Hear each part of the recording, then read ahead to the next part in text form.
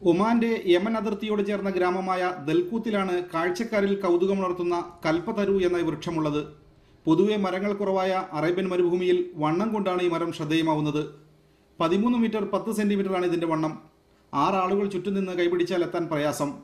അഡൻസോണി ഡിജിറ്റാറ്റ എന്നതാണ് ഈ മരത്തിന്റെ ശാസ്ത്രീയ നാമം. അറബിയിൽ ഈ വൃക്ഷം ഷജറ തബല്ലദി എന്നാണ് അറിയപ്പെടുന്നത്. നമ്മുടെ കേരവൃക്ഷം പോലെ ഇതിന്റെ എല്ലാ ഭാഗങ്ങളും ഉപയോഗയോഗ്യമാണ്.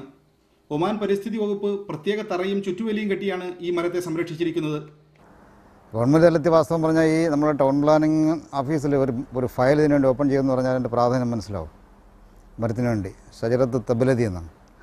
1000 സ്ക്വയർ മീറ്ററോളം സ്ഥലം അതിൻ്റെ ചുറ്റുപാട് ഇട്ടിട്ട് ടൂറിസ്റ്റുകൾക്ക് വേണ്ടിയിട്ട് ഒരു ലാൻഡ് ഫാം ഉണ്ടാക്കിയിട്ടുണ്ട്. ഖരീഫ് സീസൺ ആകുമ്പോൾ നിബിഡ വനമായി മാറുന്ന പ്രദേശമാണിത്. ആ സമയത്ത് ഈ മരം തളിർത്തു നിൽക്കുന്നത് കാണാൻ വളരെ മനോഹരമാണ് പോലും. വണ്ണം ഏറെയുണ്ടെങ്കിലും അധികം ഉയരമുള്ളവയല്ല ഈ ഇനം മരങ്ങൾ.